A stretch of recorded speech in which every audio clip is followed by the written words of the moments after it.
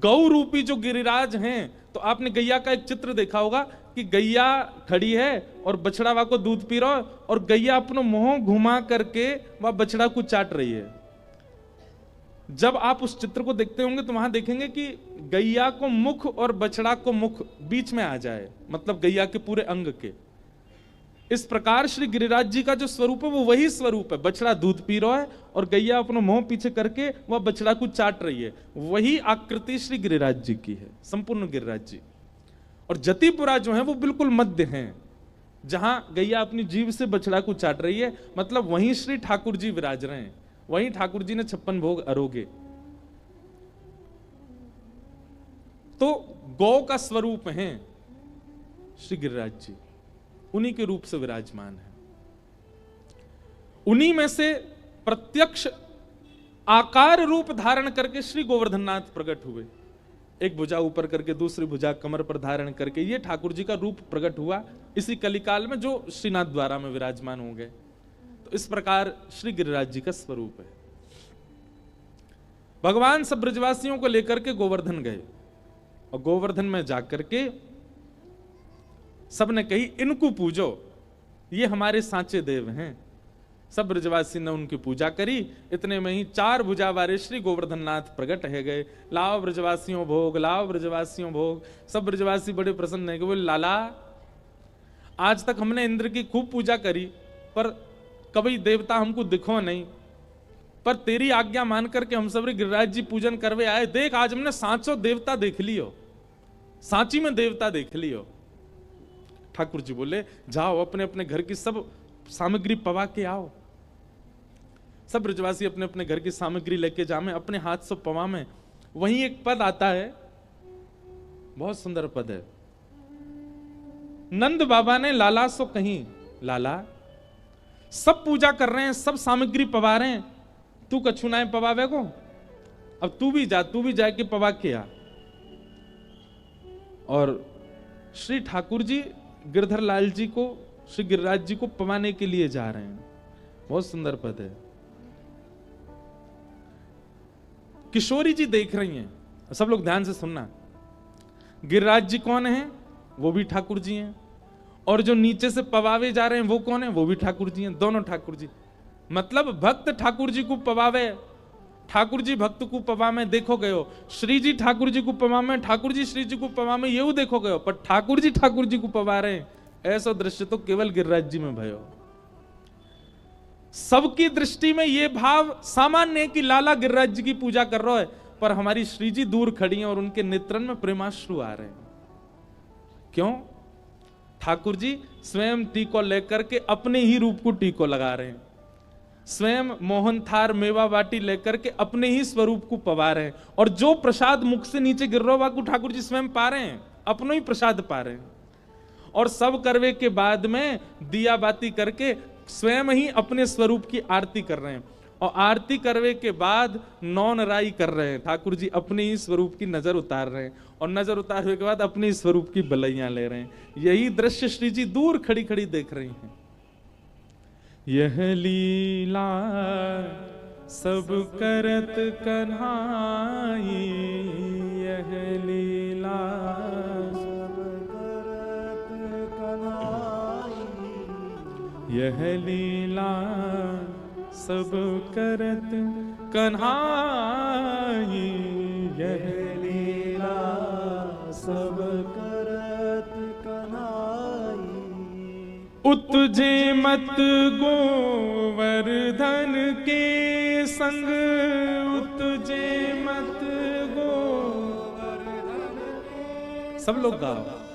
उत्जे मत गोवर्धन के संग, उत्जे मत गोवर्धन के संग। और इत श्यामा संग प्रेम लढ़ाई, इत श्यामा संग प्रेम लढ़ाई, यह लीला सब करत कन्हाई, यह लीला सब करत कन्हाई। सूरदास जी कह रहे हैं, सूरदास जी का पद है, उत्जेमत गोवर्धन के संग, वहां गिरिराज जी के संग प्रसाद पा रहे हैं। मतलब किशोरी जी ये देख करके आनंदित हो रही हैं कि एक ही स्वरूप है दोनों, बस इतना अंतर है, एक को श्रृंगार ज्यादा है और 4 भुजा हैं, वो गिरिराज जी हैं, और एक 2 भुजा और कम श्रृंगार में वो कन्हैया है। आपस में ही एक दूसरे की पूजा कर रहे हैं, बलैया ले रहे हैं, प्रसाद पवा रहे हैं। किशोरी जी के मन में प्रेम बढ़ रहे हो ठाकुर जी के लिए। और इत गोपिन सो कहत जिमाओ, इत गोपिन सो कहत जिमाओ। यहां तो सब गोप ग्वाल और ब्रजवासी से कह रहे हैं, अरे जाओ अपने अपनी सामग्री लेकर के जिमाओ जाकर के। इत गोपिन सो कहत जिमाओ, इत गोपिन सो कहत जिमाओ। और उत आपुन जेमत सुखदाई, उत आपुन जेमत सुखदाई। यहां तो नीचे जा जाके कह रहे हैं, ऊपर जाके जिमाओ उनको, और ऊपर बैठ के खुद ही पा रहे हैं, खुद ही प्रेम से भोग लगा रहे हैं। बताओ, अपनों भोग लगावे के काजे सबंत कह रहे हैं। मधुमंगल श्री दामाते कह रहे हैं, अरे जी कैसे लेके जा रहे हो, बढ़िया सी थाली में लेके जा, डलिया में लेके जा, या अपने केसर छिड़क दे, हैं गिरिराज जी के सामने, देवता के सामने जा रहा हो ना, क्या कुछ सुगंधित बना के जा। किशोरी जी देख के आश्चर्यचकित रह रही हैं, भोग भी खुद ही लगा रहे हैं, और भोग लगानो कैसे ये भी खुद ही बता रहे हैं। जय हो लाला यह लीला सब करत कन्हाई, यह लीला सब करत कन्हाई। सूर श्याम सब के सुखकारी, सूर श्याम सब के सुखकारी। अच्छा, एक बात आपको आज स्पष्ट कर दें, सूरदास जी के जितने भी पद हैं, यदि उन पदों के अंत में छाप केवल सूर आती है तो समझ जाओ कि वो सूरदास जी को, सूरदास आती है तो समझ जाओ सूरदास जी को। लेकिन यदि छाप आती है सूर श्याम,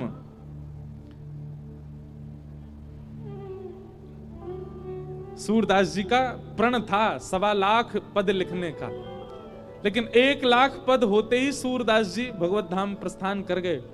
तो सूरदास जी के बचे हुए 25,000 पद जो थे वो स्वयं ठाकुर जी ने लिखे। इसलिए जहां भी सूर श्याम छाप दिखे समझ जाइए ठाकुर जी को पद है। सूरदास जी के नाम से ठाकुर जी लिख रहे हैं सूर श्याम। तो कभी कोई पद आप सुनो वहां में सूरदास या फिर केवल सूर शब्द आ जाए तो समझ जाइए ये सूरदास जी ने लिखो है। लेकिन जहां सूर श्याम आवे समझ जाइए ये ठाकुर जी की रचना है, ठाकुर जी लिख के गए हैं इसको। तो ये जो पद है ये स्वयं ठाकुर जी, क्योंकि इस इतनी गहरी अंतरंग भाव में ठाकुर जी जा सके। अब श्री जी को जो दिख रहा है गिरिराज जी के समय पर ये हर कोई देख सके। ठाकुर जी ये पता है हमारे ठाकुर जी लिख रहे हैं सूर श्याम सब के सुखकारी, सूर श्याम सब के सुखकारी। भक्त हेत अवतार सदा ही, भक्त हेत अवतार सदा। एक बात, ठाकुर जी ने अपनी पूजा क्यों करवाई? ब्रजवासी इनके बीच में रह तो रही है। देखो, ठाकुर जी से प्रेम करनो, स्नेह करनो, लगाव रखनो आदि आदि ये सब भाव विशेष पक्ष है, पर कहीं ना कहीं हमारे जीवन के कई आर्त हैं, कई विषाद हैं, कई प्रारब्ध हैं, उनके लिए कोई ना कोई नियम व्रत नियम अनुष्ठान कछु तो हमें करना ही पड़े। कोई व्रत करते हैं, कोई नियम करते हैं, कोई अनुष्ठान करते हैं, तब जाकर के हमारे जीवन के कई प्रारब्ध, कई कर्मों से मिलने वाले फल वो सब शांत होते चले जाते हैं। ठाकुर जी मन में विचार कर रहे हैं जे ब्रजवासी कभी मेरी पूजा नहीं करेंगे और मैं कितनों कह लूं कि मैं भगवान हूं, जे कभी मानेंगे ही ना। मेरी पूजा करवे की कहूंगा तो उल्टा मोइया डांट देंगे, चल आयो बड़ो जय जय बने हमारे सामने, मोह धो आवे ना भाग जाए आते। ठाकुर जी बोले जी मेरी पूजा ना करेंगे। और दूसरी बात, ठाकुर जी की ये सब पूजा नहीं करते, ठाकुर जी के प्रति प्रेम भाव रखते हैं, इससे ठाकुर जी को बहुत प्रियता लगती है, पर कहीं ना कहीं देवताओं के मन में संशय उत्पन्न होता है। देवताओं के मन में ये भाव उत्पन्न होता है, हम तो पूरे दिन इनकी आराधना करते रहते हैं और ये ब्रजवासी इनसे इतना प्रेम कर रहे हैं, या को मतलब अब की बार ठाकुर जी जब वैकुंठ आएंगे तो हम भी केवल प्रेम ही करेंगे, हम भी गले में गलवैयां डालेंगे। ठाकुर जी बोले कहीं देवता अपनी मर्यादा नहीं भूल जाएं। ब्रजवासी तो मेरे अपने हैं, इनके लिए कोई मर्यादा नहीं, पर कहीं देवता मर्यादा नहीं भूल जाएं, इसलिए ठाकुर जी ने एक और रूप धारण किया और ब्रजवासी इनसे अपनी पूजा करवाई।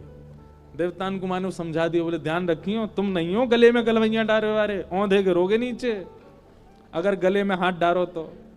ये तो केवल मधुमंगल, श्रीदामा, तनसुका, मनसुका, नंद, यशोदा और ये सब ब्रजवासी, इनको ये अधिकार है। तो किसी रूप में ये मेरी पूजा कर लें ताकि देवताओं को भी दिख जाए कि नहीं ये भी वंदन कर रहे हैं, इसलिए ठाकुर जी ने गोवर्धन रूप धारण किया। आज सब ब्रजवासी, अच्छा एक और बात, यशोदा मैया ते लाल जी हो कहेंगे मैया मेरे पाम छू ले, नंद बाबा ते कहेंगे मैया मुझे प्रणाम कर ले, बाबा मुझे प्रणाम कर ले, कभी नहीं। कहीं कहीं ऐसे संबंध भी हैं ठाकुर जी के कि कईयों से तो ठाकुर जी कह देते हैं कि मैं भगवान हूं मुझे प्रणाम कर, पर कईयों से तुम्हारे संकोच के नहीं बोलते, इनसे कैसे कहूं।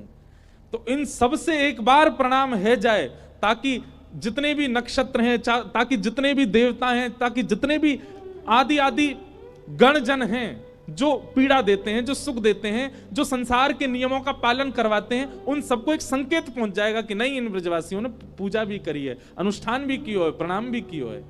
इसलिए ठाकुर जी ने एक रूप धारण किया और सबसे अपनी पूजा करवाई। आज नंद बाबा से लेकर के मनसुखा तक सबने प्रणाम किया ठाकुर जी को। इसलिए बड़ी बड़ी बृहद है गोवर्धन लीला, हम तो कथा में बहुत जल्दी जल्दी सुना देते हैं।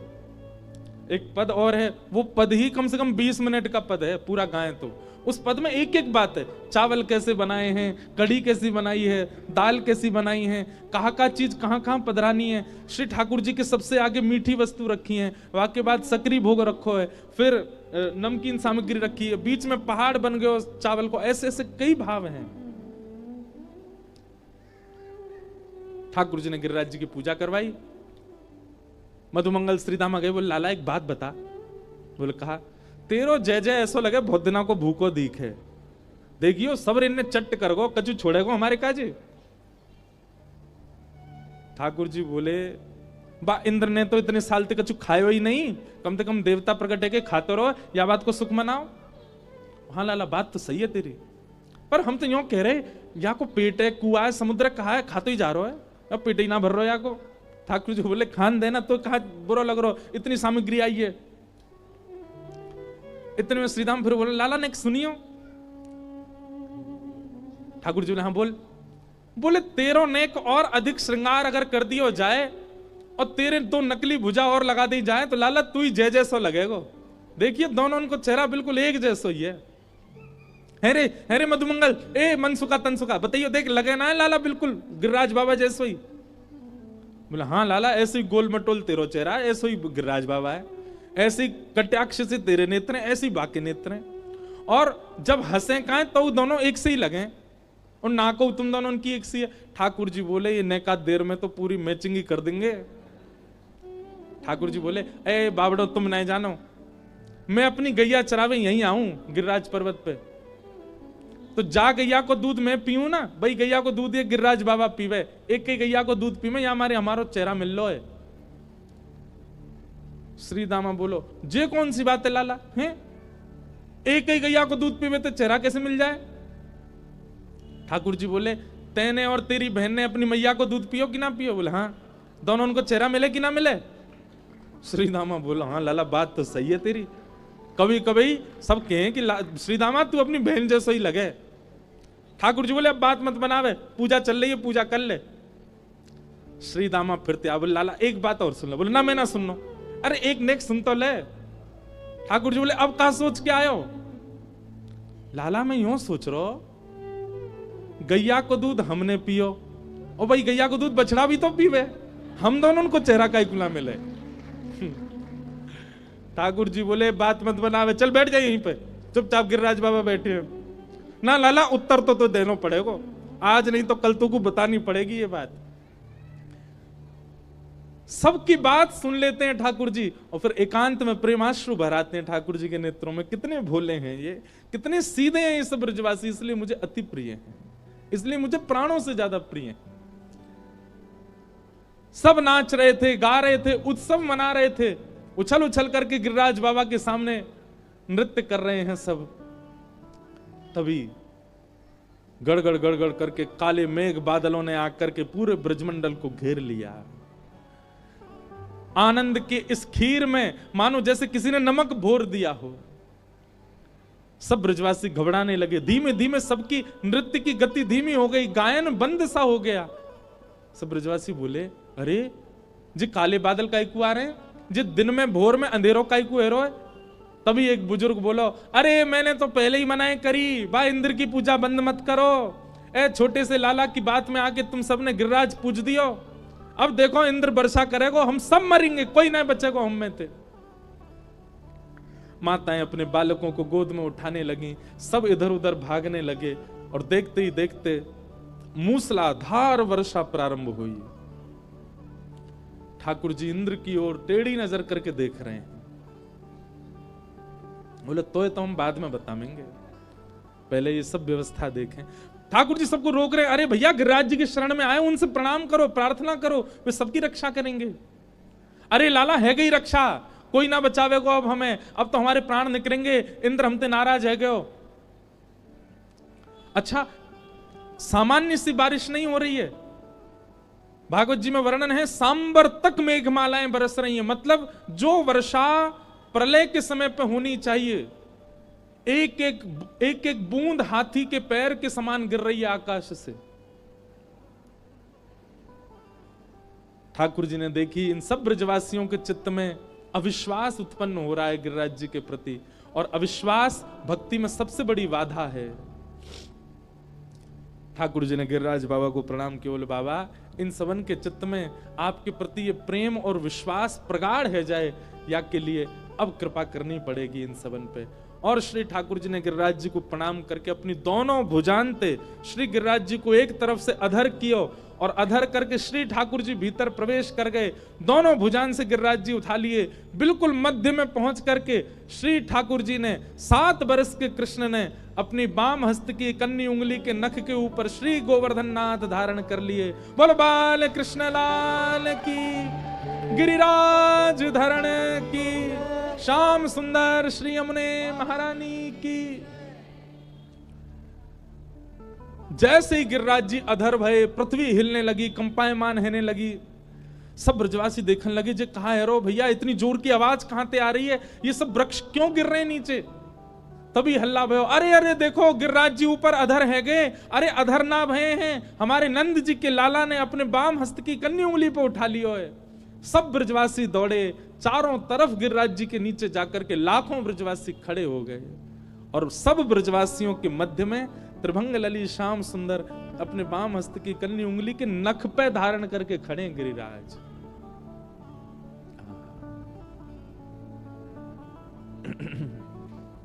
गिरिराज जी धारण कर लिए। सब ब्रजवासी इनके मुंह खुले रह गए, आंख खुली रह गई, सब लाला को देखें। थोड़ी देर तो देखते रहे, बिल्कुल शांति, केवल और केवल वर्षा की आवाज आ रही है, और किसी की, लाखों करोड़ों ब्रजवासी हैं, किसी की आवाज नहीं आ रही। 21 किलोमीटर दूर तक सब ब्रजवासी खड़े हैं, सब लाला को देख रहे हैं। जी कहा भय हो, नेक देर में ही मानो जैसे चमत्कार दिख रहा हो, ऐसी स्थिति हो गई। थोड़ी देर में ही वो ओझल हुई। सब ब्रजवासी, अरे भैया देख का रहे हो, सबरी अपनी छड़ी लगाओ। और सबन ने अपनी छड़ी ले करके गिरिराज जी के नीचे लगाई ली। दूर दूर तक जब सब छड़ियां लग गईं, ठाकुर जी बोले, जे कहा कर रहे हो भैया सब रे। ब्रजवासी बोले, लाला हमने छड़ी लगा ली है, और हमारी छड़ी पे गिरिराज जी टिक गए, तू अपना हाथ नीचे कर ले अब। ठाकुर जी बोले, 21 किलोमीटर चौड़े हैं गिरिराज जी, और जब ठाकुर जी ने गिरिराज जी उठाए थे तब गिरिराज जी का शिखर भी 7 कोस का ही था, मतलब आकाश तक जाता था शिखर। ठाकुर जी बोले 21 किलोमीटर लंबे चौड़े ऊंचे, भार समझ रहे हो गिरिराज जी को कितना होएगा। इतने भारी गिरिराज जी तुम्हारी छड़ी पर टिकेंगे। ब्रजवासी जोड़ते हंसे, वाह हमारी मोटी मोटी छड़ी पर ना टिक, और तेरी नेक सी उंगली पर टिक रहे हैं जी। ठाकुर जी बोले, हम बे जी मेरी उंगली पर ही टिक रहे हैं, अपनी छड़ी हटा लो सबरे। ब्रजवासी बोले लाला देख ज्यादा बात मत बनावे, हमने छड़ी लगा ली है, तू अपनी उंगली नीचे कर ले, हम संभाल लेंगे, गिरिराज जी है। ठाकुर जी बोले अरे भैया ये गिरिराज जी नीचे आ जाएंगे, सबरे मर जाओगे। बोले कछुना होगा, तू उंगली नीचे कर, हमने छड़ी लगा रखी है। ठाकुर जी बोले ठीक है तो संभालो, मैं हटा रहा हूं अपनी उंगली। जैसे ही लाल जी ने नेक उंगली नीचे करी, महाराज गड़गड़ करके गिरिराज जी नीचे आने लगे। चट चट चट दूर दूर तक सबन की छड़ी टूटने लगी। सबरे ब्रजवासी चिल्लाए लाला बचा बचा बचा। ठाकुर जी ने फिर से अपनी उंगली लगाई और नख के ऊपर गिरिराज जी फिर धारण कर लिए। अब तो दूर दूर तक ना तो एक छड़ी ना कोई सपोर्ट, कछु ना है। सब ब्रजवासी अपनी अपनी छड़ी ने देख रहे हैं, टूट गई बीच में थे। लाला जिस सांची में तेरी उंगली पे टिक रहे हैं। ठाकुर जी बोले और नहीं तो का, मेरी उंगली पे टिक रहे हैं। लाला इतने बड़े गिरिराज जी ने कैसे उठा लिए?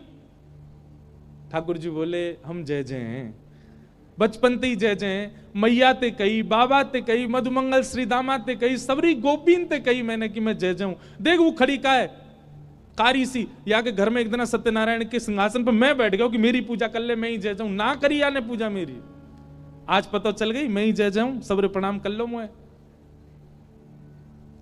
ब्रजवासी बोले लाला तू जो कहेगो सब मानेंगे, पर यह बातें ना मानेंगे कि तू जय जय। तू जो कहेगो सब बात स्वीकार है, लेकिन जे नहीं मान सके कि तू जय जय। सांची बता तेने गिरिराज जी कैसे उठाए? ठाकुर जी बोले भैया मान ले आज तो।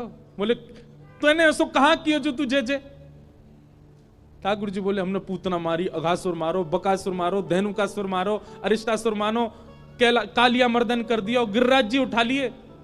ब्रजवासी बोले बस बस बस बस बस चुप रहे, ज्यादा मत बोले। मारी तेने पूतना, अघासुर बकासुर मारो तेने। अरे लाला जे तो हमारे ब्रजमंडल को इतना पुण्य है, हमारे ब्रजमंडल की इतनी महिमा है, हमारे ब्रजमंडल में आवे के काजे इतने पुण्य चाहिए।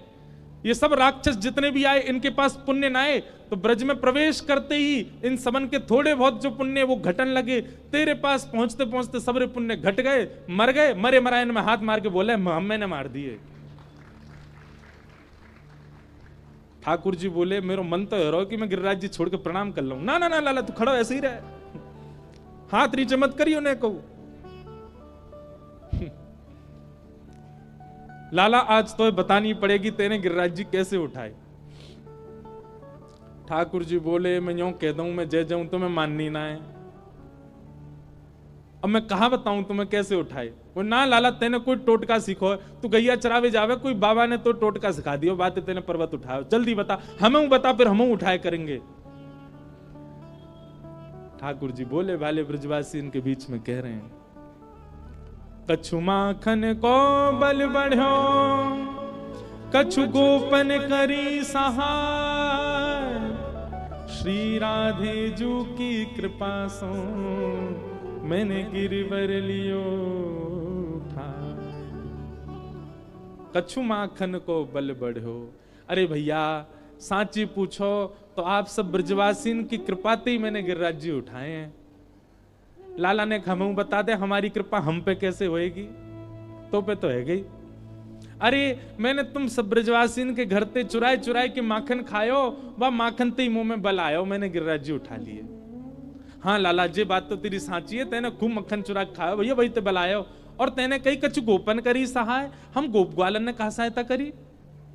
अरे जब मैंने गिरिराज बाबा से प्रार्थना करी कि ने हल्के है जाओ, मैंने जैसे ही गिरिराज जी अपनी इकन्नी उंगली पर उठाए तो गिरिराज जी भारी हैं लगे, लेकिन तुम सबन ने मेरी इकन्नी उंगली की ओर टकटकी लगाए करके जब देखी तो तुम सबन के तन में से शक्ति निकल करके आंखनते मेरी या उंगली में आ गई, और तुम सबन की शक्ति मेरी उंगली में आ गई, लाखों ब्रजवासीन की शक्ति एक उंगली में आ गई और मैंने गिरिराज जी उठा लिए।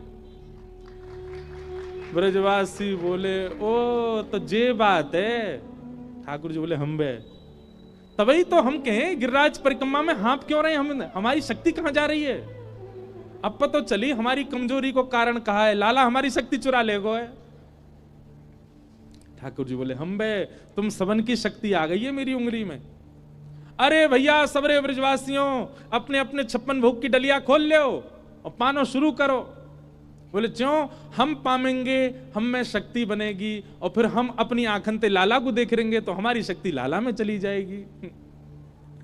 ठाकुर जी के नेत्र सजल हो रहे हैं। जय हो इन ब्रजवासीन की, जय हो इन भोरे भारे प्राणीन की, जो इतने सरल हैं, इतने सहज हैं कि मेरी नेक सी बातन के बहकावे में आकर के यूं मानने कि इनकी शक्ति तो मैंने गिरिराज जी उठाए।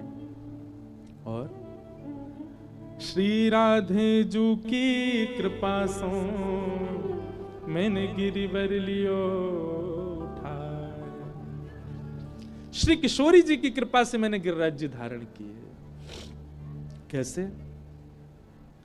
सन्मुख किशोरी जी खड़ी हैं।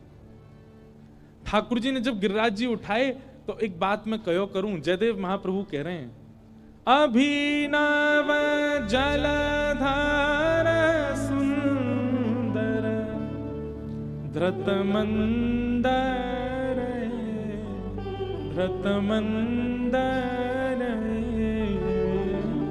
श्रीमुख चंद्र चकोर जय जय देव हरे। जयदेव महाप्रभु कहते हैं, बोले नाथ एक प्रश्न है मेरे मन में। ठाकुर जी बोले पूछो। आपने 7 दिन 7 रात्रि तक गिरिराज जी उठाए। बोले जी। क्यों उठाए? ठाकुर जी बोले 7 दिन तक वर्षा हो रही थी इसलिए। 7 दिन बाद जब इंद्र को पता चल गया कि हम परब्रह्म हैं, उसने वर्षा बंद कर दी, हमने गिरिराज जी नीचे धर दिए।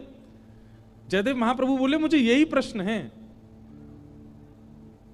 क्या इंद्र को आपकी सत्ता पता नहीं चली? 7 दिन लग गए उसको पता करने में कि आप परमात्मा हो। भगवान बोले भगवान जाने, उसको लग गए होंगे 7 दिन। ठाकुर जयदेव महाप्रभु बोले नहीं प्रभु, जैसे ही आपने गिरिराज जी उठाए थे ना और गिरिराज जी उठा के धारण किए, इंद्र को तो तभी पता चल गया था कि आप परमात्मा हो। इंद्र ने तो उसी समय मन बना लिया था, ओहो मुझसे तो अपराध बन गया, मैंने परब्रह्म की परीक्षा ले ली वर्षा करके।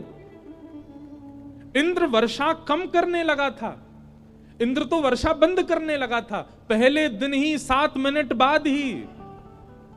लेकिन तभी आपने क्या देखा, लाखों ब्रजवासी चारों ओर खड़े हैं और जिस शिला पर आप खड़े थे ठीक आपके सामने कुछ सखियों के घेर में वृषभानु नंदिनी श्री राधिका रानी खड़ी हैं, श्री किशोरी जी खड़ी हैं।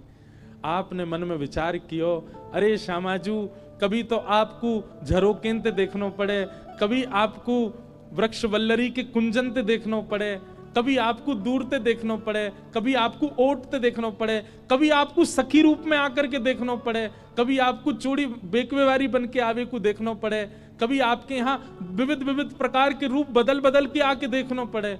पर आज सौभाग्य मिलो है, श्यामाजू सामने खड़ी हैं, दर्शन करवे को अवसर मिल रहा है। आपने इंद्र को भ्रगुटी टेढ़ी करके इशारों किया, हे इंद्र जब तक तेरे भंडार खत्म ना हो जाए वर्षा कर तो रहे, ताकि मैं श्री जी को दर्शन कर सकूं, ताकि मैं श्री किशोरी जी को देख सकूं, इनके रूप लावण्य को दर्शन कर सकूं।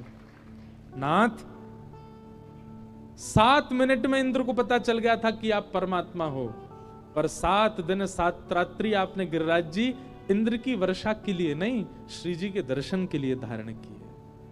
श्री मुख चंद्र चकोर जय जय देव हरे। इसीलिए हमारे श्रीनाथ जी इनके नेत्र नीचे ही रहते हैं। क्यों? सामने श्री जी को देख रहे हैं, किशोरी जी का दर्शन कर रहे हैं। 7 दिन बाद और एक और बात कहते हैं जयदेव महाप्रभु, क्या कि 7 दिन 7 रात्रि कोई क्रम नहीं था। क्या हमारे मन में प्रश्न आ जाएगा, क्या श्री जी के दर्शन से ठाकुर जी 7 दिन में ऊब गए, क्या मन भर गया? नहीं, इंद्र की पानी का भंडार खत्म हो गया। इंद्र के पास में वर्षा करवे के पास काजी जले ही नहीं बचो, सबरो बरसा दियो ने। जब 7वां दिन प्रारंभ भयो, धीमे धीमे वर्षा कम है गई, बादल छट गए और महाराज जैसे सूर्य निकलन, ठाकुर जी यूं खड़े, सब ब्रजवासी बोले लाला अब वर्षा बंद है गई, अब तो गिरिराज जी नीचे धर दे, अब वो ऐसे खड़ा रहेगो। तब ठाकुर जी ने क्रोध करके इंद्र को देखा, तेने काय को बंद कर दी? इंद्र बोलो नाथ सबरो पानी खत्म है, बचो ही ना मेरे पास, और कहां तक बरसात हो। या हमारे 7 दिन में गिरिराज पूजा पूरी है गई, नहीं तो ठाकुर जी आपके मन की चलती। तो 7 युगन तक आप गिरिराज जी धारण करके खड़े रहते श्री जी को देखवे के काजे। 7 युग तक वर्षा चलती और आप श्री जी को देखते रहते ना। श्री मुख चंद्र चकोर जय जय देव। भैया या गिरिराज लीला की मुख्य भूमिका या गिरिराज लीला को मुख्य उद्देश्य, कोई कछु बताओ कोई कछु बताओ, मैं भी बहुत कछु बता को, पर अंत में एक ही उद्देश्य निकलो, किशोरी जी के दर्शन ही उद्देश्य है ठाकुर जी को गिरिराज लीला के पीछे। श्यामा जी को दर्शन देखवे के काज श्री ठाकुर जी ने गिरिराज जी उठाए। ऐसी हमारी श्री वृषभानु नंदिनी। बोलो वृषभानु दुलारी की। हाँ ऐसी मरी सी जय बोल रहे हैं ना, जोड़ते बोलो वृषभानु दुलारी की। बोल वृषभानु के जमाई की। हे मुझे दुनिया से नहीं कोई काम, मुझे दुनिया से नहीं कोई काम, मैं तो रटूं राधा राधा नाम, मैं तो रटूं राधा राधा नाम, मैं तो रटूं राधा राधा नाम, मैं तो रटूं राधा राधा नाम, दर्शन करूं शुभ शाम, दर्शन करूं शुभ शाम, मेरे मन में विराजे श्याम दीवानी, मेरे मन में विराजे श्याम दीवानी, मेरे मन में विराजे श्याम दीवानी, मेरे मन में विराजे श्याम दीवानी, जहाँ विराजे राधा रानी, जहाँ विराजे राधा रानी, जहाँ विराजे राधा रानी, जहाँ विराजे राधा रानी, मेरो मन लग्यो बरसाने में, जहाँ विराजे राधा रानी, मेरो मन लग्यो बरसाने में, जहाँ विराजे राधा रानी, ओ मेरो मन लग्यो बरसाने में, जहाँ विराजे राधा रानी, मेरो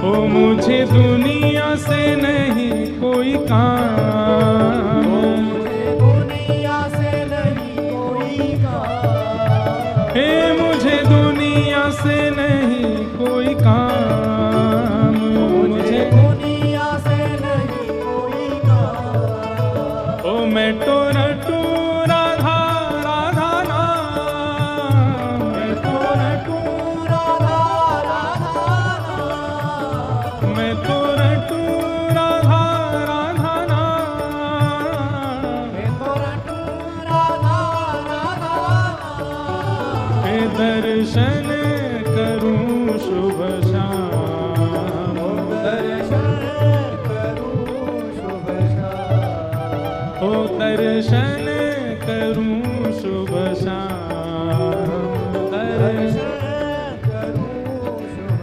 शाम, ओ मेरे मन में विराजे श्याम दीवानी, मेरे मन में विराजे श्याम दीवानी, मेरे मन में विराजे श्याम दीवानी, मेरे मन में विराजे श्याम दीवानी, ओ जहाँ विराजे राधा रानी, जहाँ विराजे राधा रानी, मेरो मन लग्यो बरसाने में, जहाँ विराजे राधा रानी, मेरो मन लग्यो बरसाने में,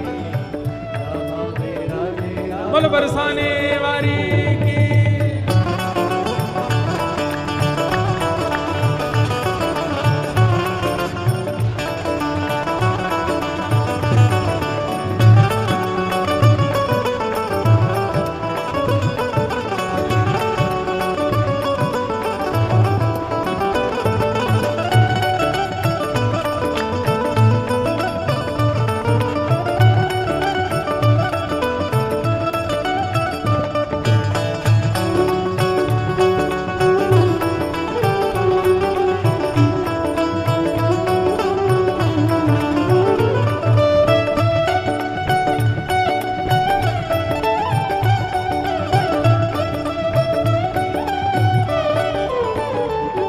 मुझे दुनिया से नहीं लेना देना, दुनिया से नहीं लेना देना, मुझे दुनिया से नहीं लेना देना, मुझे दुनिया से नहीं लेना देना।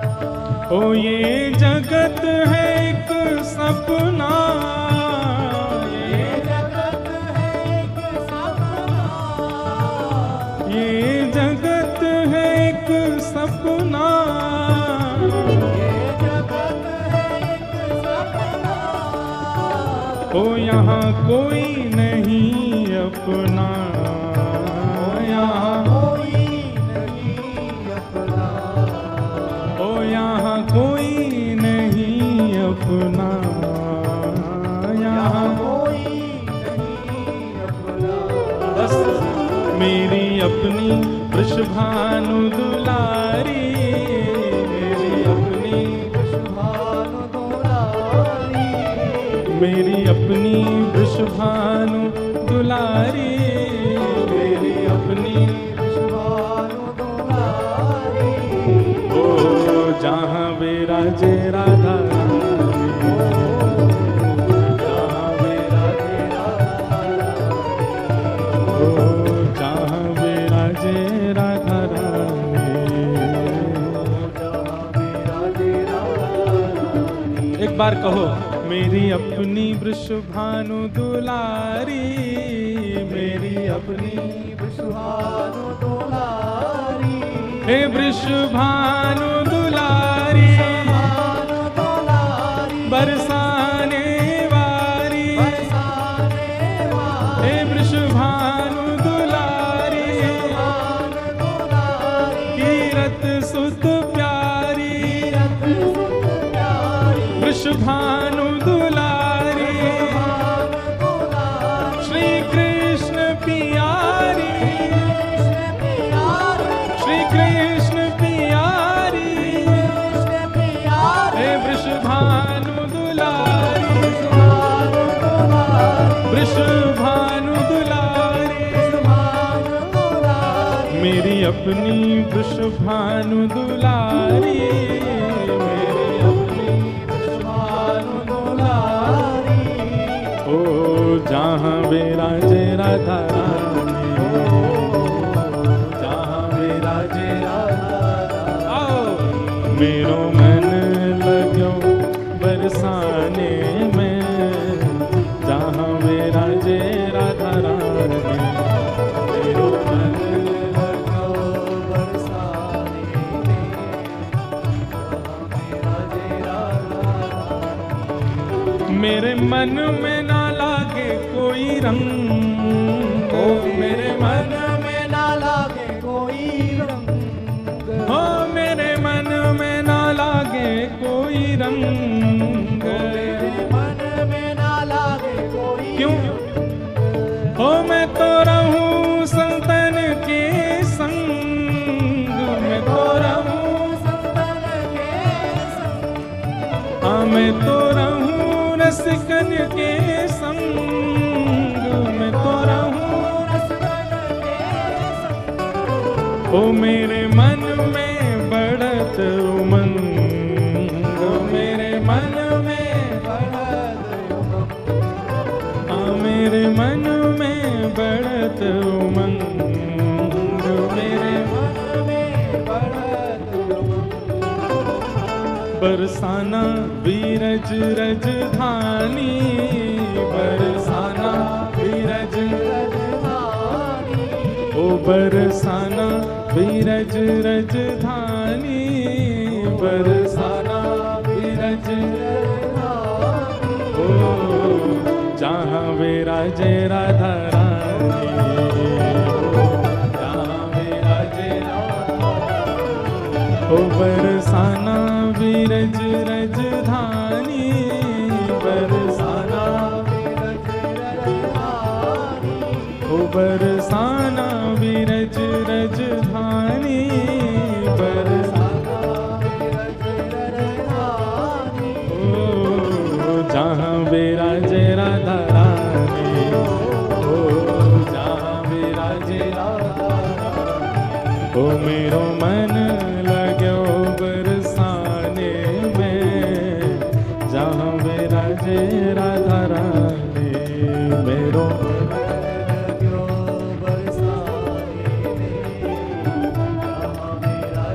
जय राधे राधे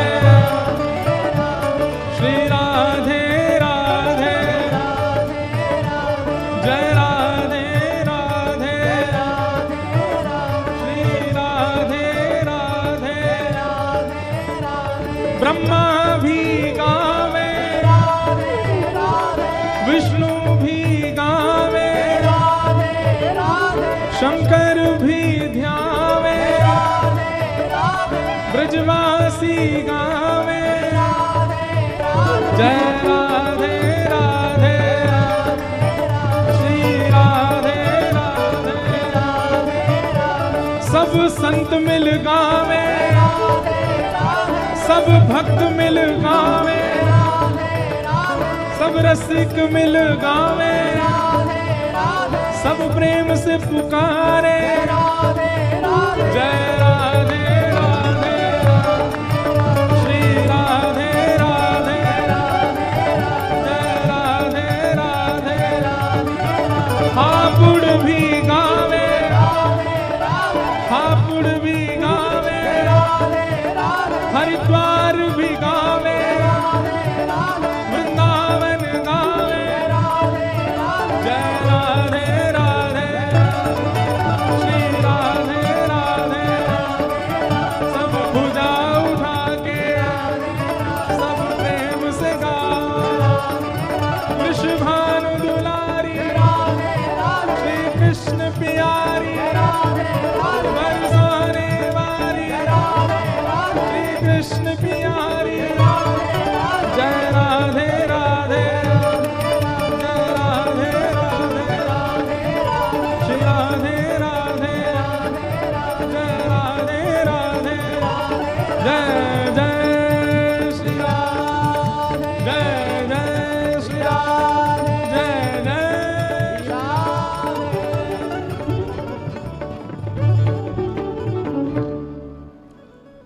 बोलो वृषभानु दुलारी की। महाराज ठाकुर जी ने अब सब बतियाओ मत, बैठ जाओ, कथा चल रही है अभी। नख पे गिरिराज्य धारण किए और सब ब्रजवासीन के चित्त में जो अविश्वास प्रकट है रहे हो वाकु विश्राम कियो। इंद्र ने आकर के भगवान की स्तुति गाई कि पिता गुरुस्त्वं जगतामधीशो, दुरत्ययः काल उपात दंड, हिताय स्वेच्छा तनुभि समीहसे, मानं विधुन्वन् जगदीश मानिना। सब लोग इधर देखो, बिल्कुल शांति से बैठो। इंद्र का अपराध छोटा नहीं है, पर भगवान ने क्षमा किया। आज हमारे वृंदावन से श्री शिवम साधक जी आए हैं, भागवत के बड़े अच्छे वक्ता हैं, आपको भी बारंबार प्रणाम। देखो कैसी, ऐसा स्वभाव सबका नहीं होता। सबके मन में एक प्रकार से एक बात हम कहते हैं, बुरा नहीं मानना। संत जन, रसिक जन, विद्वत जनों की बात अलग है, पर कई लोगों के मन में ऐसी भावना होती कथा में आए तो उनको चाहिए कि हम मंच पे ही बैठे, मंच पे जाएं, व्यास जी को माला पहनाएं, पर नहीं, आपसे खूब स्नेह है हमारा, पर आके आप चुपचाप बैठ गए कब कब में। यही एक श्रोता का नियम होता है कि आके विराज जाओ, कथा में कोई विक्षेप ना हो। यहाँ तो माताएं बीच में उठ के चली जाती हैं, आ भी जाती हैं। कई माताएं वो तो हमको दिखा दिखा के पानी और पीती कथा में, ले तुम नहीं पी सकते, हम पी रहे हैं। फोन पर नीचे ऐसे बात कर लेंगे, आ तो रहे हैं, 5:30 बज गए, अब आ रहे हैं। क्यों? कथा आप लोग समझते नहीं, बहुत मर्यादा है। हम लोग नारद पद्धति की कथा सुनते हैं, इसलिए कीर्तन होता है, इसलिए भजन होता है, नृत्य होता है, पर इसके अलावा कुछ नहीं होना चाहिए। आपको कथा में मौन व्रत धारण करके बैठना चाहिए निश्चित। हम कथा में आने से पहले भी मौन रहते हैं, कथा से जाने के बाद भी मौन रहते हैं। एक आसन में बैठते हैं, पैर भी सीधे उल्टे सीधे कुछ नहीं करते, कमर भी सीधी करके बैठे रहते हैं, एक घूंट पानी नहीं पीते, और कथा में आने से 1.5 घंटा पहले पानी छोड़ देते हैं। ये सारे नियम वक्ता को ही क्यों पालन, श्रोताओं को भी सीखना चाहिए। महाराज जी के इस स्वभाव को हम प्रणाम करते हैं। आप आते हैं कथा में, ऐसी भाव से आते हैं, आके आप विराज जाते हैं, कथा श्रवण करते हैं। यही एक वक्ता का स्वरूप होता है, एक श्रोता का स्वरूप होता है। इंद्र की गलती छोटी नहीं है, पर भगवान ने उसको क्षमा कर दिया। तो कहीं ना कहीं अंदरूनी भाव से आप इसका अर्थ यही लगा सकते हो, क्योंकि इंद्र की करनी से सब ब्रजवासी ठाकुर जी के पास आ गए। 7 दिन आगे काजे सबरे बिल्कुल घेर के खड़े हैं ठाकुर जी को। और जिस कारण से प्रियजन समीप आए वो कारण बुरा थोड़ी लगता है। जिस कारण से प्रेमी पास आ जाए वो कारण बुरा क्यों, इसलिए भगवान ने इंद्र को क्षमा कर दिया। आगे गैयाओं ने भगवान का नामकरण किया, ठाकुर जी का नाम गोविंद पड़ा। ये गोविंद नाम गायों ने रखा है ठाकुर जी का। गायन से ब्रज छायो वैकुंठ बिसरायो। हमारे अष्ट सखाओं में एक सखा हुए, उनका नाम था चीत स्वामी। क्या नाम था? चीत स्वामी। उनका ये पद है।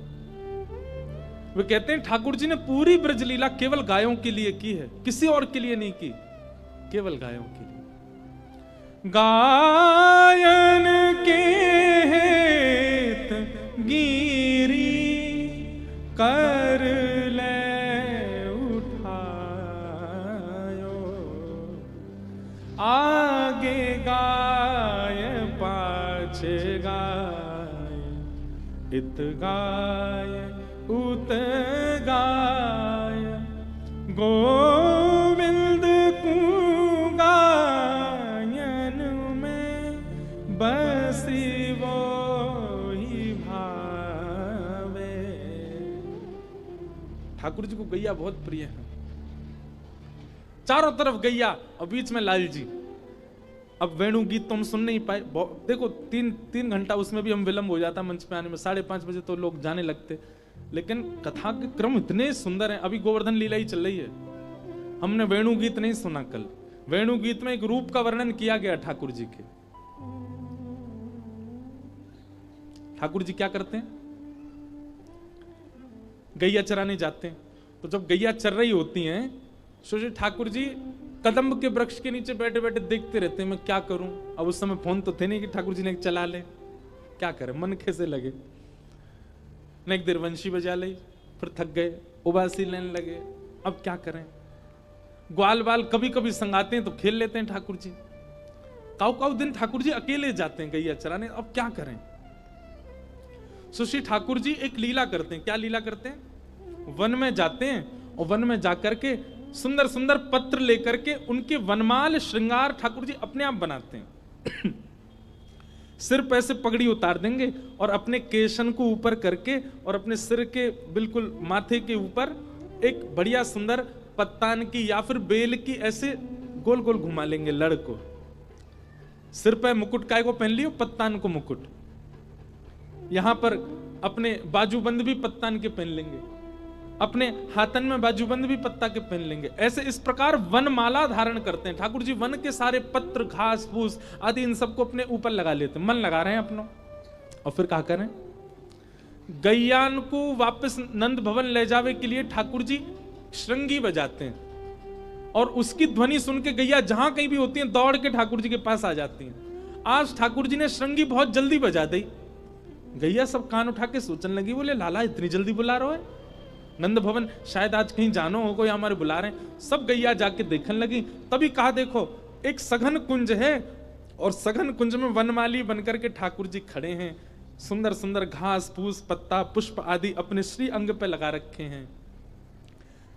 गैया समझ गई, बोले ओहो आज अकेले आए हैं ना, तो हम गैयान के संग रास करवे को मन है लाला को, हमको रास के काजे बुला रहे हैं। तो सब गैया अपनी पूंछ उठा करके दौड़ती हैं ठाकुर जी के पास और ठाकुर जी के पास जाकर के ठाकुर जी को नीचे लिटा देती हैं। अब जहां जहां पत्ता घास आदि लगे वहां गैया अपनी जीभ निकाल करके ठाकुर जी के पत्तान को खींच रही है, घास को निकाल रही है। अब जैसे ही गैया अपनी जीभ लगावे सो ठाकुर जी को जोर से गुदगुदी होवे, कभी ठाकुर जी यहाँ भागे कभी वहां भागे। गैया पकड़ पकड़ करके लाल जी को नीचे गिर दे और फिर चाटन लगे। सर्वांगीण श्री अंग पे गौ के मुख से निकरवे वारे जो जो जो अमृत है वासे ठाकुर जी स्नान कर लें अपनो, और ठाकुर जी को मन लग जाए, पूरा दिन ऐसे निकल जाए और गैयान को हृदय से लगा करके ठाकुर जी खूब स्नेह करें। ऐसा सुख गैयान को प्रदान करें श्री ठाकुर जी। आज गैयान ने ठाकुर जी को नाम दियो गोविंद। गो माने गाय और विंद माने रक्षक, और गो माने मानव की इंद्रियां और इन इंद्रियों के भी जो रक्षक वो गोविंद। बंधुओं एक बात लोग अधिकतर पूछते हैं, बहुत ध्यान से सुनिएगा, नाम जप कब करना चाहिए, गुरु मंत्र कब करना चाहिए, आदि आदि मंत्रों का उच्चारण कैसे करना चाहिए। इसके देखो सबके अपने अपने भाव है, हम अपना एक भाव बता रहे हैं। गुरु मंत्र और कोई भी वैदिक मंत्र ये आपको आसन पर बैठ करके शुद्ध अवस्था में ही करना चाहिए। लेकिन ठाकुर जी का नाम वो आप चलते फिरते उठते बैठते कभी भी गा सकते हो। ठाकुर जी को नाम को गाने में कोई दिक्कत नहीं है। लेकिन हमारी एक बात मानिएगा, अधिकतर लोग क्या करते हैं, सुबह सुबह नाम जप कर लेते हैं, फिर पूरे दिन दुनिया में घूमते रहते हैं। वास्तव में नाम जप कब करो, जब आपको लग रहा हो कि आपकी इंद्रिय विचलित हो रही है, तब नाम जप करो। जैसे लगे कि नेत्र आपके किसी के रूप के प्रति आकृष्ट होकर के उसी के पीछे भाग रहे हैं, ओहो ये पाप है, जानते तो समय कि ये पाप है, उसी समय नेत्रों को बंद करो और नेत्रों के लिए नाम जप करो। श्री कृष्ण गोविंद हरे मुरारे, श्री कृष्ण गोविंद हरे मुरारे, श्री राधा श्री राधा श्री राधा। आपकी इंद्रियों को संभालने के लिए, सुधारने के लिए आप ठाकुर जी का नाम गाओ। जीभ बहुत मचल रही है, नहीं मानती, कभी कुछ सेवन की इच्छा, कभी कुछ पाने की इच्छा, कभी अभक्ष वस्तुओं के प्रति भी भागती है। जब जब जीव में वह इच्छा प्रकट हो, गोविंद गोविंद गोविंद गोविंद गोविंद गोविंद, उसी जिह्वा से गोविंद नाम गाने लग जाओ। आप याद करेंगे उस समय, आप 5 मिनट बैठ करके बस नाम जप कर लीजिए। जैसे ही आपकी इंद्रिय विचलित होती है, 5 मिनट नाम जप करो, 5 मिनट बाद आपकी इंद्रिय की वो इच्छा मर जाएगी, खत्म हो जाएगी, वो नहीं होगी फिर प्रकट। जो लोग भी अपनी बुरी आदतें नहीं छोड़ पा रहे हैं, ध्यान से सुनिएगा, पहले तो मन में ये संकल्प लीजिए कि मुझे आदत छोड़नी है, और जब जब उसकी क्रेविंग हो, जब जब उसके प्रति आकर्षण बढ़े, तब तब नाम संकीर्तन करो, तब तब नाम जप करो। जिस इंद्रिय, अरे कहां तक कहें, काम क्रोध लोभ मोह द्वेष ईर्ष्या, किसी को देख के ईर्ष्या भी यदि हो रही है ना, तो भी नाम जप करो। किसी पर क्रोध आ रहा है तो भी नाम जप करो। काम प्रकट हो रहा है, नाम जप करने लग जाओ। नाम जप तब करो, अरे भाई दवाई तब ली जाती है ना जब बीमारी आवे। नाम औषधि है। खांसी हो रही है तभी तो औषधि लोगे, बिना खांसी के औषधि लो। बिना खांसी के रसायन लिया जाता है कि मुझे खांसी ना हो, उसके लिए काढ़ा पीते रहो, उसके लिए सुंदर सुंदर औषधि तुलसी आदि पाते रहो। हम एक गोली लेते हैं कि कथा में हमारा मुंह ना सूखे, वो भी गले के लिए होती है। तो ऐसे रसायन लेते रहने पड़ते हैं ताकि हमें दिक्कत ना हो। रसायन भी भगवान का नाम है, लेकिन जब रोग लग जाए तब तो बड़ी औषधि लेनी चाहिए। मतलब नाम जब सामान्य रूप से करते रहो, लेकिन जब लगे कि इंद्रियां रोग युक्त हो रही हैं, तब तो विशिष्ट नाम जप करो, आपकी वह इंद्रिय उस रोग से बच जाएगी। तो गोविंद, गो माने इंद्रियां, और इंद्रियों की जो रक्षा करता है उनका नाम है गोविंद। सुन तो सब लेते हैं लेकिन करता कोई नहीं है। लेकिन जो कर ले, इतने हजार लोग बैठे हैं, इनमें से 2-4 भी अगर इसका पालन कर लें, कितना बदलाव हो जाए। जब कभी भी लगे कि हमें क्रोध बढ़ रहा है, जब कभी भी लगे हमारी इंद्रिय विचलित हो रही है, महाराज कथा से निकल के गए, बीच में गोलगप्पे की दुकान दिखी, जीभ में आगो पानी, तुरंत आपने कई गाड़ी रोको, खाना है नहीं, गोविंद गोविंद गोविंद गोविंद गोविंद गोविंद। घर पे करेले की सब्जी बनी है, वो खानी है, नहीं जाएगी जीभ उस तरफ आपकी, ठाकुर जी उसको तुरंत अपने वश में कर लेंगे। हम ब्रजवासी इनसे ज्यादा चटोरो कोई नहीं है। हम अपनी आप बीती बता रहे हैं आपको। ये नाम की वजह से ही हम अपनी जीव को अपने वश में कर पाते हैं। ये नहीं खाना, ये नहीं खाना, इतना ही खाना है, यही देखना है, ऐसा। तो नाम जप करो। कब करो? जब इंद्रिय विचलित दिखाई दे तब करो। तो गैयाओं ने भगवान का नाम गोविंद रखा। एकादशी व्रत की कथा सुनाई गई। आगे रास पंचाध्यायी प्रारंभ हुआ और यहां से अब हम लोग रास के क्रम में प्रवेश करें। भगवान पिता रात्रि शरदोत्फुल्ल मल्लिका विक्षरन्तु मनश्चक्रे योग मायामुपाश्रित। बहुत ध्यान से सुनिएगा आप लोग। अभी 5 तो बज गए, पर हमको आज बोलने दो, ठीक है? आज उठ के नहीं जाना, और जो जिसको जाना है वो अभी पीछे चले जाओ, आगे वाले मत जाना। रास पंचाध्याय। हम सब वैष्णव हैं, जितने भी यहां बैठे हैं, सब भक्त हैं लगभग। कथा में बैठे हैं, ऑब्वियस सी बात है, सब भक्त हैं। सब लोग इधर देखो। भक्ति का गंतव्य क्या है? भक्ति की डेस्टिनेशन क्या है? हमारा पथ, ये भक्ति पथ है, व्यासपीठ का नाम। इस पथ का गंतव्य क्या है? कहां तक चलते रहना है? जब तक हम रास का अनुभव ना कर लें जीवन में।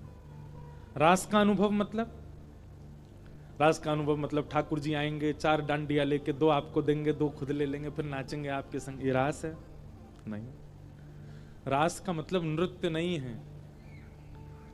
रास का मतलब नाचना नहीं होता। रस और रास मैं हर कथा में बताता हूं। 2 बातें हैं, रस और रास। रस का मतलब क्या है? आप ठाकुर जी के लिए जो करते हैं वो सब रस है, पर ठाकुर जी जो आपके लिए करते हैं वो रास है, वही रास है। और रस में और रास में शब्द की दृष्टि से देखो तो केवल एक मात्रा का अंतर है, और वो मात्रा भी सीधी है, आ की मात्रा, मतलब वंशी। जिस दिन आपके रस में ठाकुर जी की वंशी, ठाकुर जी के स्वर, ठाकुर जी ने भाव पिरो दिए, उसी दिन आपका रस ही रास बन जाएगा। ज्यादा इसको कॉम्प्लिकेटेड नहीं करते।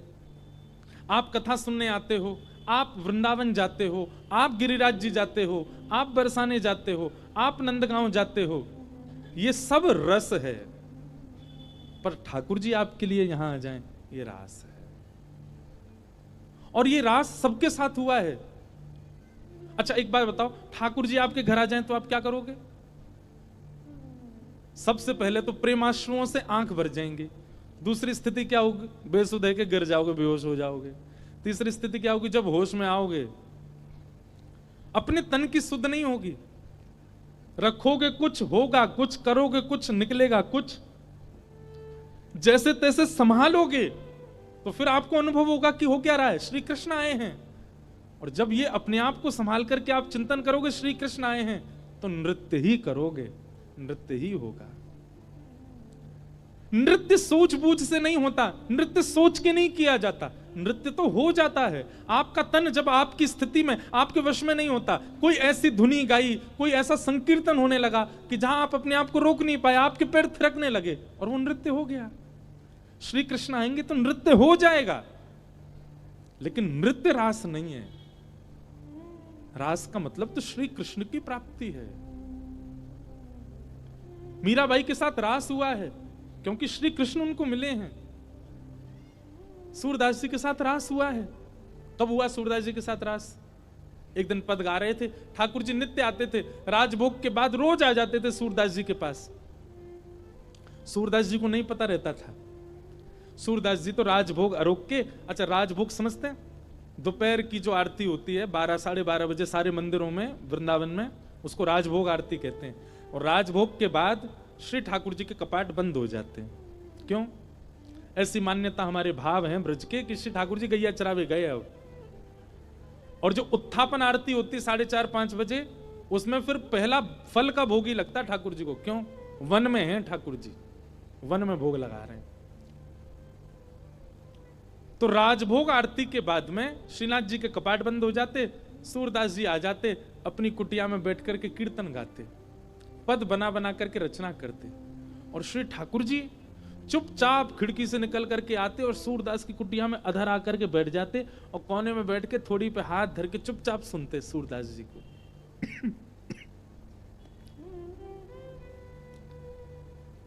एक दिन ठाकुर जी जा रहे थे राजभोग आरती के बाद, इतने में श्री जी आ गई। कहां जा रहे हो? ठाकुर जी कहीं ना, ऐसे ही जा रहा हूं डोलवे। नहीं नहीं सांची बताओ कहां जा रहे हो? ठाकुर जी बोले कहीं ना, एक भक्त है वहां के पास जा रहा हूं। श्री जी बोली मैं चलूंगी फिर तो। ठाकुर जी बोले श्यामा जी आप रहने दो, आप यहीं बैठो, मैं ही अकेला हो आऊं। श्री जी बोली अगर मोए ना लेके गए तो मैं गुसाई जी से शिकायत कर दूंगी कि राजभोग के बाद तुम कहीं चले जाओ और गुसाई जी खोज करो जी कहां जा मैं। ठाकुर जी बोले श्री जी आपके चरणों में प्रणाम करूं, आप मेरे संग चल दो, पर गुसाई जी तो शिकायत मत करियो मेरी, लेकिन एक बात को वचन दो। मैं बोल कहा उत्थापन आरती तो पहले आमेंगे हम दोनों वापस, मां रुकवे की मत करियो बात। आप बड़ी भोरी हो, बड़ी सहज हो, और वैष्णव चाहे कितनों दीनहीन हो, कितनों भाववार हो, वहां पे कृपा करवे की मत सोच लियो। आपको तो मन है जाए यहाँ पे सब लुटाए दूं, सब दे दूं, ऐसे मत करियो। चुपचाप जानो, चुपचाप आनो है, और मैं इशारा कर दूं तुरंत उठ के आ जाइयो। श्री जी बोले हाँ मैं आ जाऊंगी। ठाकुर जी हाथ पकड़ के श्री जी को ले गए सूरदास जी की कुटिया में। सूरदास जी के नेत्र तो है नहीं, बैठे हैं। अधर ते किवाड़ खोली, ठाकुर जी धीमे धीमे भीतर घुसे, धीमे धीमे श्री जी को भी लियो और मैं कोने में बैठा दी। बोले बैठ जाओ। देखो सूरदास जी गा रहे हैं के सर तिलक मोतिन की माला, वृंदावन के वासी, नेह लगाए त्याग गए तृण शम, डार गए गल फांसी, अखियां हरि दर्शन की प्यासी, हरि दर्शन की प्यासी, अखियां हरि दर्शन की। ठाकुर जी बैठ के सुन रहे हैं, मंद मंद श्री जी के नेत्रन से आंसू गिर रहे हैं। ठाकुर जी धीमे धीमे पहुंचने बोले श्यामाजू हल्ला मत करियो जी, जग जाएगो, और जगह को कहा हमें पकड़ लेगो, जान नहीं देगो, और फिर यहाँ पे कृपा कर दी तो फिर सबन पे करनी पड़ेगी, हमारे रो मत, बिल्कुल आराम से बैठी रहो। बोले ठीक है। अच्छा आपको क्या लगता है सूरदास जी को नहीं पता चली होगी कि ठाकुर जी आ गए? अच्छा अब तक ठाकुर जी अकेले आते थे तो यह बात मानी जा सकती है कि सूरदास जी को नहीं पता चला होगा, पर श्री जी आ गई हैं तो यह बात निश्चित है कि सूरदास जी को पता लग चुका है कि श्यामा श्याम दोनों आ गए हैं। और इस बात का प्रमाण बताएं, हमारे वृंदावन में एक सूरदास और हुए, उनने ठाकुर जी का खूब भजन किया। इतने में ही ठाकुर जी प्रकट है गए और प्रकट होकर के बोले अरे बाबा मैं प्रकट है गया हूं, मैं तुम्हारे सामने ठाड़ा हूं, आ जाओ मेरे हृदय पे लग जाओ। सो बाबा बोले अरे नंद के लाला, मैंने जुगल की उपासना करी, तुम अकेले काहे को आए? ठाकुर जी मन में सोचे, बोले जी अंदरो है या दिख तो रोना है, ऐसी कह दूंगा श्री जी आई हैं तो मान जाएगा। ठाकुर जी बोले हाँ श्री जी आई हैं, मेरे बगल में ही ठाड़ी हैं, आपको दिखना है रही हैं, संग ही आई हैं। बाबा मंद मंद मुस्काए के बोले लाला बाबड़ा कोई और बनाइयो, श्री जी ना आए तेरे संग। ठाकुर जी बोले तुम्हें कैसे पता श्री जी ना आई? बोले लाला श्री जी आई होती ना तो अब तक मैं आंधरो ना हो तो। श्री जी तो आते ही मुंह को नेत्र प्रदान कर देती। लाला तो विचार करना पड़े कि आप कृपा करूं ना करूं, पर श्री जी तो प्रकट रहती, सबसे पहले मुंह को नेत्र ही प्रदान करती, वो देख ही नहीं पाती। तू तो इतनी देर तक थाड़ो थाड़ो देख रहा हूं मुझे, श्री जी ना देख पाती, वो तो तुरंत नेत्र देती। इतने में ही किशोरी जी प्रकट हो गई, और किशोरी जी के प्रकट होते ही बाबा के नेत्र भी प्रकट हो गए। वारी की ठाकुर जी बोले जय हो श्री जी, आपकी सत्ता भी संतन ते पता चले मुझे। तो उस कथा से, वैसे इस कथा में ये बात लिखी नहीं है, पर अभी अभी मेरे मन में व्यास मंच में बैठे बैठे आई कि उस कथा से इस कथा को जोड़ें। अब तक ठाकुर जी अकेले आते थे सूरदास जी के पास, पर आज श्री जी आई हैं, तो क्या सूरदास जी को पता नहीं चला हुआ कि श्यामा श्याम आ गए हैं? निश्चित पता चल गया। इसीलिए आज एक विचित्र लीला हुई। क्या? गाते गाते सूरदास जी ने अपनी लाठी उठाई और उठ करके अपनी कुटिया से बाहर जाने लगे। श्री जी बोली, जी कहां जा रहे हो बाबा? अरे आंधरो बाबा, कहीं गिर नहीं जाए, हम यहाँ के संग चलें, कहीं गिरवे बारो होगा तो बचा लेंगे। ठाकुर जी बोले, मैंने पहले ही मना करी आप जो सब कृपा फिपा ना करनी कोई पे, और समय है गो उत्थापन को, मैं गुसाई जी मंदिर खोल देंगे, चलो जल्दी मंदिर में। श्री जी बोली, ना ना, बस ये जहां जा रहा हूं वहां तक याद छोड़, यहां में फिर चल देंगे मंदिर में। ठाकुर जी बोले, पहले ही मना कर रहा हूं, मत चलो मेरे संग। आ गई है जबरदस्ती, अब मां मंदिर में हम दोनों नहीं मिलेंगे तो श्री गुसाई जी बड़ी डांटेंगे। श्री जी पीछे पीछे चलन लगी। सूरदास जी जान गए कि श्री जी ठाकुर जी आए और आज इन पर कृपा करवाई लूं अपने ऊपर, इसलिए सूरदास जी भी जबरदस्ती आंधरो बनने के भाव से चल रहे हैं। चलते चलते सूरदास जी भी वहां गए जहां गहरो गड्ढा। सूरदास जी जैसे ही गड्ढा की ओर जाने लगे, श्री जी बोली, अरे देखो श्याम सुंदर जी गिर जाएगो बाबा, गड्ढा में गिर जाएगो, या के माथे में लग जाएगी, हाथ पांव में लग, या को पकड़ लो, रोक लो। ठाकुर जी बोले, श्री जी तो मेरी सौगंध पास मत जाइयो, या के जिनके नेत्र नाए हूं मैं ना, इन सबन के पास छठवीं बुद्धि होवे, जे स्पर्श करके पहचान ले कौन है कौन नहीं है, और जाने एक बार हम दोनों उनको स्पर्श कर लियो, जो पहचान जाएगा कि हम कौन है। श्री जी बोली, तो पता लग नंदो कौन है, कहा चलो जाओ। अरे ना है, एक पर कृपा कर दी तो घनेरे बैठे, सबन पर करनी पड़ेगी। किशोरी जी बोली, ना ना जी गिर जाएगा। अब यहां तो किशोरी जी जा रही है बचावे, तब तक सूरदास जी कूद ही गए, और कूदते, अरे भैया, अरे कन्हैया, अरे लाला, अरे भैया कोई काम को सुनना हो तो न देखियो, अरे मैं आंधरो गिर गऊं कुआं में, अरे भैया मैं यहां से बचाए लियो। श्री जी बोली, ठाकुर जी या तो इनको बाहर निकालो, नहीं तो मैं आपसे कट्टी आ जाऊंगी। ठाकुर जी बोले, श्यामा जी मैं यही मारे ना लेके आऊं आपको संग में, नेक में ही पिघल जाए, नेक में ही दया आ जाए आपके चित्त में ना, या को निकाल दो, फिर कभी ना कहूंगी, या को बस बाहर निकाल के हम दोनों भाग जाएंगे यहां से। ठाकुर जी ने ऊपर से झांक के देखी, खूब गहरो। ठाकुर जी बोले, कैसे निकालूं? श्री जी बोली, एक तरीका है ना, आप अपनी कारी कमरी निकालो, मैं अपनी चुनरी निकालूं, दोनों में गुर्र गांठ बांध दो और बाकू नीचे पधरा दो, बाबा तो कह रहे पकड़ ले, पकड़ के हम यहां बाहर निकाल लेंगे। ठाकुर जी बोले, ठीक है लाओ। श्री जी ने अपनी चुनरी दी, ठाकुर जी ने कारी कमरी ते बांध के और नीचे वह गड्ढा में डाल दी, और ऊपर से ठाकुर जी बोले, बाबा। आहा, बाबा स्वर सुनते ही सूरदास जी के तो रोम रोम कंपित हो गया, आनंदित है गए, बोले ये तो इतना मीठो स्वर तो मेरे नंदन नंदन को ही है। हाँ भैया कौन है? अरे बाबा मैं यही गांव को छोड़ा हूं, मैं अभी आवाज सुनाई दी, बाबा मैंने अपनो पटका नीचे डाल दियो, पकड़ लियो, आ जाओ ऊपर को। सूरदास, हाँ भैया कहां को? ऊपर जाइए, पकड़ लो।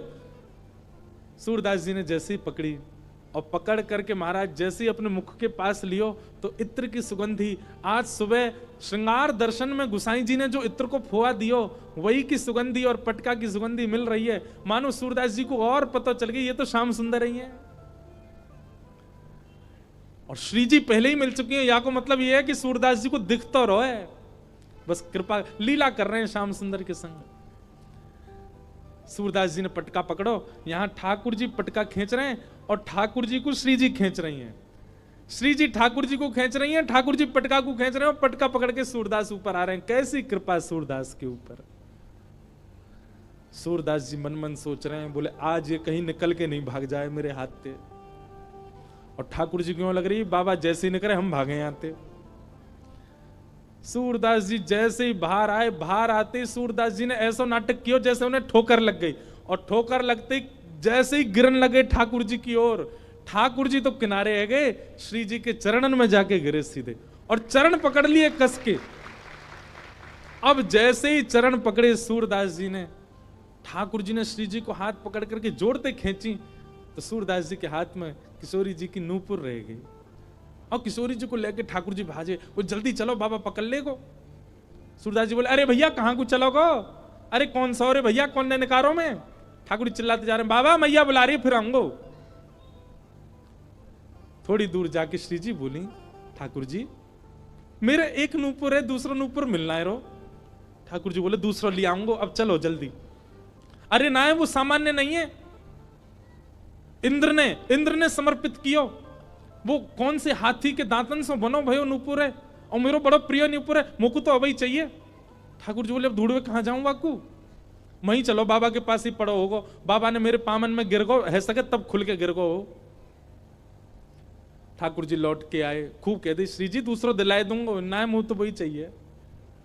वास्तव में तो ये श्री जी और सूरदास जी की आपस की मिली भगत है। ठाकुर जी तो बीच में आनंद दिल ले रहे हैं, ठाकुर जी को तो बीच में परेशान किए जा रहा हो, आनंद तो श्री जी और सूरदास जी ले रहे हैं। ठाकुर जी कहे बाबा अरे भैया तू आगो, अरे मैं जो कह रहा हूं मेरी एक सखी आई संग में, बाको नूपुर यहीं गिर गो, आपने देखो। सूरदास जी अपने बगल में दबा के बैठे। सूरदास जी बोले ना है लाला मैंने तो ना है देखो।